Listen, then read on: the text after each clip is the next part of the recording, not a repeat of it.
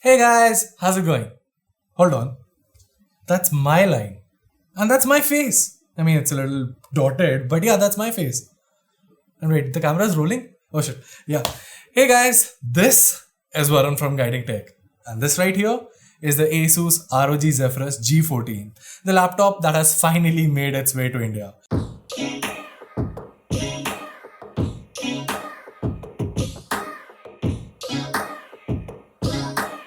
Now, I've been waiting to try out this laptop for so long, and now that it's finally here, I can say that I'm genuinely, truly impressed. Now, is it the perfect gaming laptop out there? Not really, but it does manage to check out a lot of the correct boxes that gamers as well as content creators might be looking for in a laptop in this price segment. So, what's so great about this laptop apart from this LED matrix backlit back panel, whatever?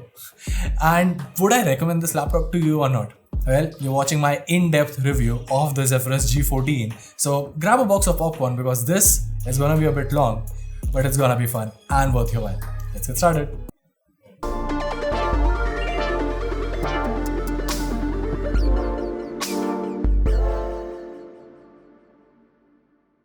Okay, so let's kick things off with the design of the laptop. Right off the bat, I have to say I'm quite impressed with the design here. It has that unique factor about it, and while it isn't flashy with lots of RGB, it still has that gamery look about it. Also, this is a 14-inch gaming laptop. Two words that usually aren't said together in the same sentence, but the Zephyrus G14 makes it quite possible. Now, Asus is trying to carve out a new segment in the market, with ultra portable 14-inch gaming laptops, and the G14 definitely feels like a couple of steps in the right direction. The chassis here is mostly made of magnesium aluminum, and the surface here feels super premium. It weighs in at just 1.7 kgs, making it quite portable for a gaming laptop. It's kinda got that business laptop premiumness, but in a gaming design. Of course, the major spotlight is on the micro LED back that can be customized very well using the Armoury Kit software. Now, I'll get to that in a bit in the software section of it, but I have to say that I quite like this finish. Does it make a lot of sense? Not really. Does it really enhance your experience? Not really, considering the fact that it's on the back and I'm not even going to be able to see it while I'm working on the laptop. But that's the same case with a lot of laptops that have that RGB lighting on the back, from the likes of ROG itself and Alienware and MSI, all those brands have RGB backlights on the back panel. So it kind of feels different, and that unique factor is something that definitely sets this laptop quite apart. So yeah, it definitely looks good, at least to me. Another thing that I really like here is that you get Asus's Ergo Lift hinge technology, which basically lifts the laptop up at an angle, making it easier to type while also aiding in the airflow. Speaking of lifting up the laptop, for those of you interested, it does pass the 100 lift up test, so yeah, that's another good point. Now, in terms of connectivity, over to the left side, you get a DC in port, a full-sized HDMI 2.0 port, a USB Type-C Gen 2 port with support for DisplayPort and power delivery, and a 3.5mm headphone jack. Over to the right side, you get a normal USB Type-C Gen 2 port, two USB Type-A 3.2 ports, and a Kensington lock. Now, the Type-C port with support for USB PD is a nice change, and it's something that I've been asking for a very long time. It's nice to see that coming on a gaming laptop. And that's basically the crux of it. Overall, I am super impressed by the design of the G14. I mean, it goes without saying that Zephyrus laptops have always looked stellar, but with the G14, Asus is definitely trying something new. And I have to say, I do admire the design. Usually when brands change their design language, it's either a hit or miss, but this one is definitely a nice shot. Okay, so moving on, let's talk about that great display here. Actually, before that, let me talk about how Asus envisions the G14 in their lineup. So basically, the company understands the fact that gaming laptops are bought not just by gamers, but also by content creators. And for that, the laptop comes with three display options to choose from: a 60Hz 1080p model, a 120Hz 1080p model, and a 60Hz Quad HD monitor. They said that there's no need for 4K, so Quad HD is the resolution that they're going with for content creators. All the displays out there are color calibrated with Pantone validation, so color accuracy should not be an issue. Now I haven't tested out the 1080p displays, but at least on my variant, color accuracy is not something that I'm concerned about. Images load up just fine, and the color reproduction is pretty much spot on. But as for that 2K resolution part, here's the thing. 2K sounds good, but on a 14-inch laptop, do you really need a 2K panel? See, I have a Quad HD LG monitor at my home, and that's a 32-inch monitor. And on that monitor, 2K resolution makes sense. This right here does not really make sense. I can totally see content creators saying that, yeah, we need high resolution displays. Yes, high resolution displays do help us content creators in, being able to see our final product better, but not on a 14-inch panel. 14 inches is like way too small, and having a 2K resolution here makes no sense. And here's the thing, the company says that the 2K resolution is for content creators. Well, I've been trying my hand out with Premiere Pro, but Shubhro, my editor behind the camera, can confirm that Adobe has a lot of issues with scaling, at least on Windows. And for a 14-inch panel, if you have a 2K resolution, you would at least be using 150% scaling. So it just does not make sense.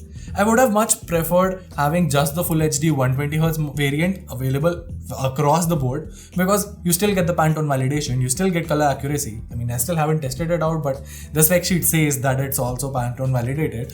And if the Pantone validation and the color reproduction is something to go by that I get on this panel, I would have much preferred the 120Hz higher refresh rate as compared to a 2K resolution on this small 14-inch size.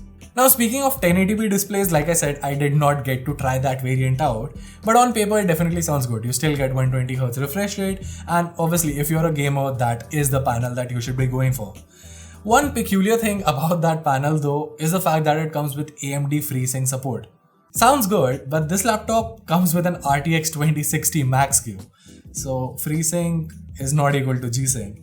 Now, there are laptops with panels that usually come with FreeSync support but have made their way being able to support G-Sync, but like I said, since I haven't tried it out, so I can't really say anything on that front. Other than that, the chin is quite big. Now, a portion of it does get hidden with the Ogolift hinge, but a lot of the portion is still visible. I don't really mind it, to be honest, but I'll let you guys decide whether you have a problem with that or not. Overall, I am still quite satisfied with the display. The color accuracy is great, and while I would have preferred a higher refresh rate, like I said, I still do not have a lot of complaints. Okay, so now coming to the keyboard.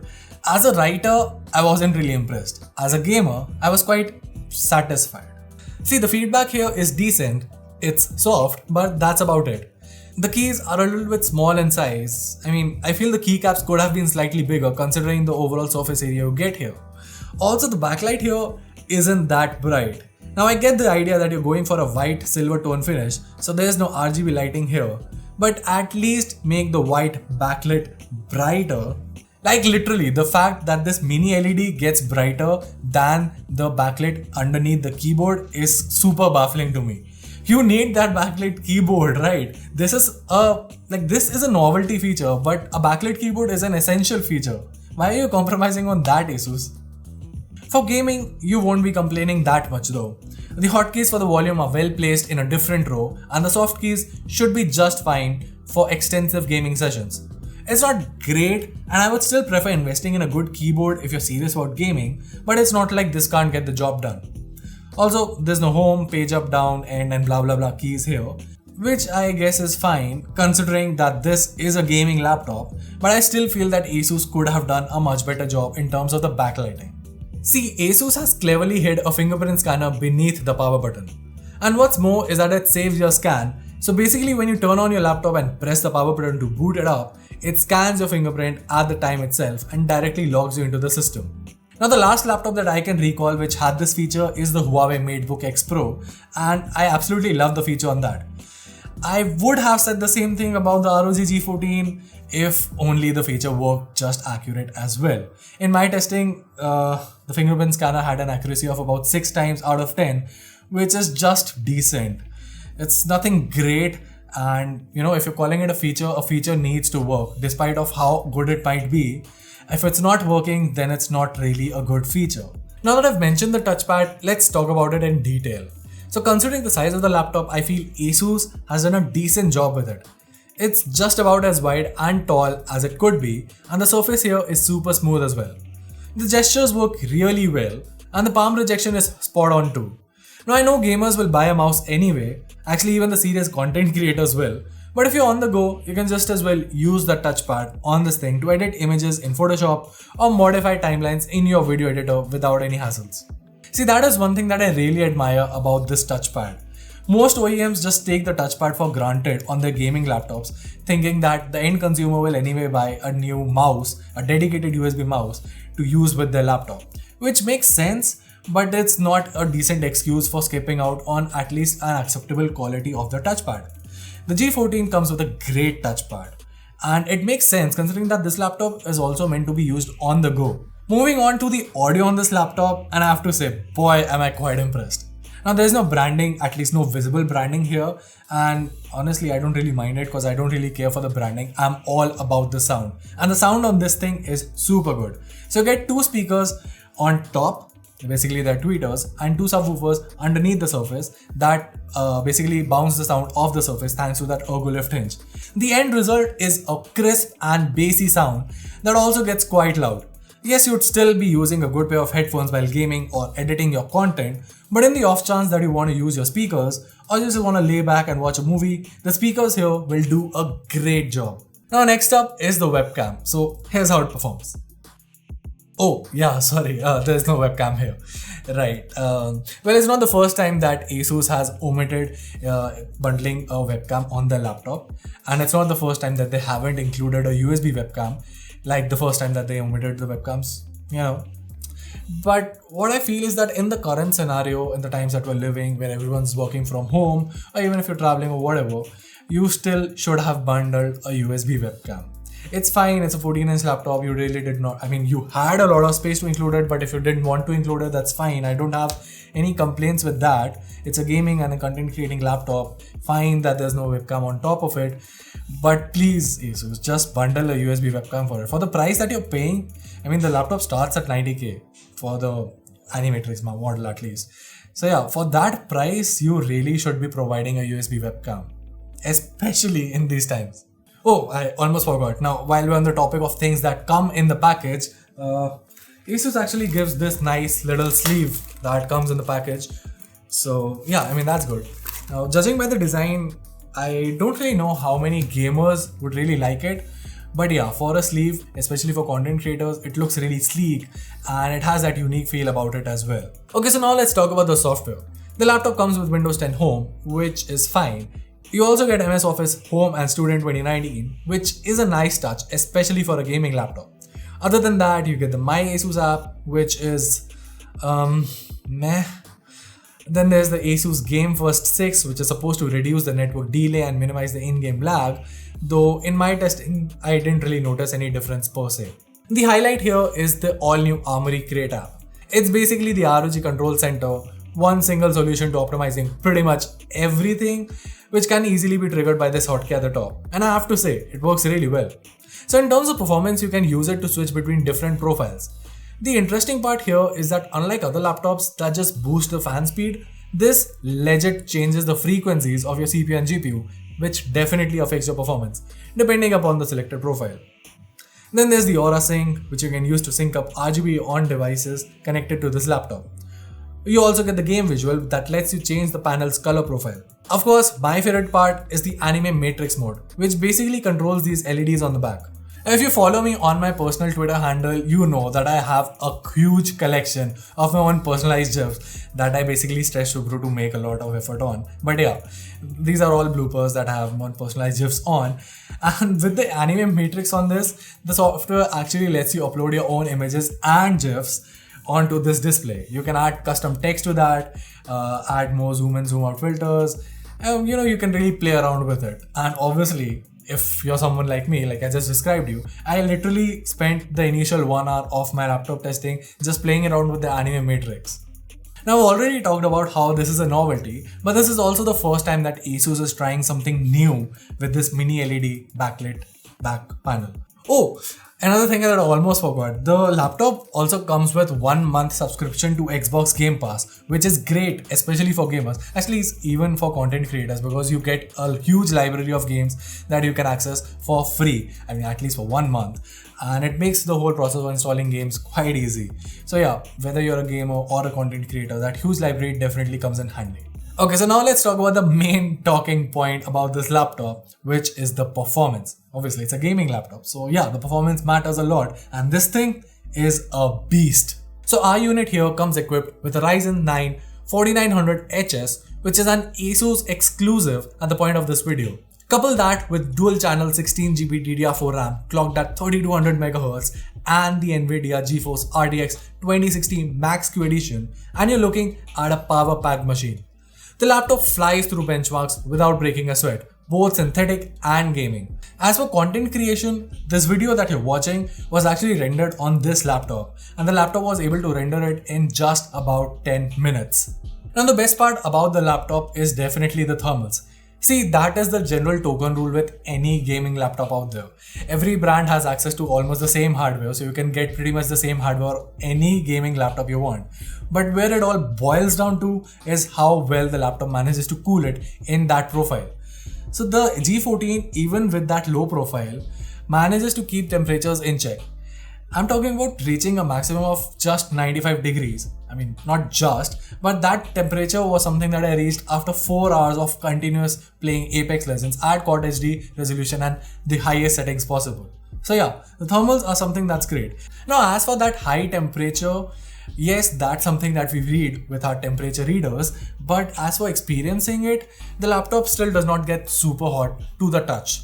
Yes, it's got a metal build, so obviously heat dissipates better, but the only portion where it kind of where I could kind of experience the heat was just below the arrow keys and below the spacebar. Not even the wrist rest, just this specific little section here.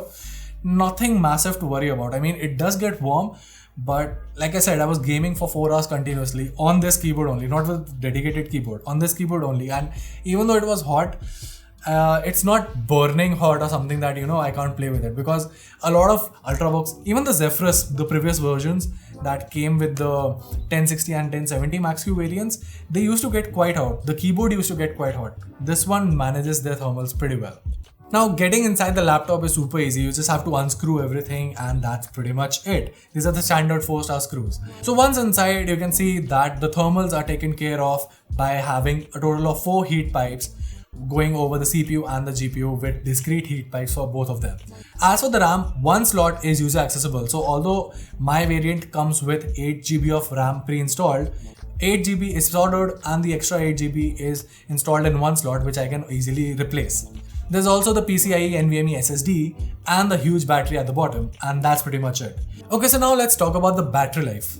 Now, ASUS claims that the 76 watt-hour battery on this laptop can last you about 10 to 11 hours, while they also did highlight that some users have posted their screenshots on Reddit and their community forums that they were able to push this thing up to 16 hours.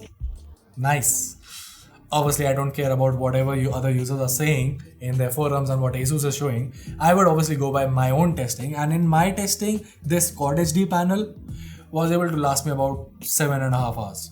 Which is decent for a gaming laptop. I was using Microsoft Edge, listening to Spotify, at least gaming for 2 hours, and some slight rendering in After Effects. So yeah, in entire that scenario, the battery life is decent, though I still feel the Full HD panel would give you a better battery backup. Now the charger here is a 180 watt barrel plug charger, but the interesting part here is that this laptop also supports USB PD up to 65 watts. So Asus's direction with the laptop is that you can basically keep your barrel plug charger at home. Just carry a 65 watt charger with yourself to work. So although the laptop will last you an entire day easily, but in case you need to top it up, the 65 watt charger with the USB PD can aid you in that. Then once you get back home, just plug in the 180 watt barrel plug charger and you can easily game without having the GPU and CPU to suffer for that extra power, right? Also about that barrel plug charger, that charger is anyway quite lightweight. So even if you're a professional content creator who wants to carry their laptop to work and wants that extra GPU horsepower, you can just carry the barrel plug charger with yourself. It's quite lightweight, quite super portable, not an issue. Okay, so the price. Well, the G14 with the non-Animatrix model starts at about 81,000, while the Animatrix variants start at 99,000. The unit that we have here is the fully spec'd out model that will set you back 1.62 lakhs. Now, is it the perfect gaming laptop? No. Are there better options out there for that price tag for gamers or content creators? Well, yeah, you have options from ROG itself. They have options from the Predator lineup from Acer, there are options from Alienware, and there are obviously better options from MSI as well. But like I said, this laptop isn't trying to compete with those laptops head to head. The 14-inch laptop segment is something that hasn't seen a lot of gaming laptops simply because of the heat that comes with that low profile. The G14 changes that. It offers you a lot of performance while coupling with a lot of portability and a decent price tag for that matter. I mean, considering the performance and the overall experience that you get, I still feel that the price is sort of justified. Whether you're a gamer or a content creator, you can definitely find an SKU that fits your needs perfectly. And well, that was it. Now I know that the video was super long, but that's just how we do in-depth reviews here on Guiding Tech.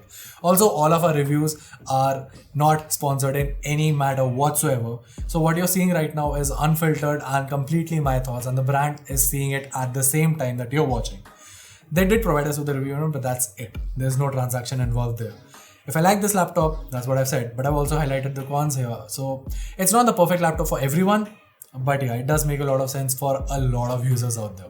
If you're interested in buying this, there will be a purchase link in the description box below. Till then, this is Varun from Guiding Tech, and I'll see you in the next one.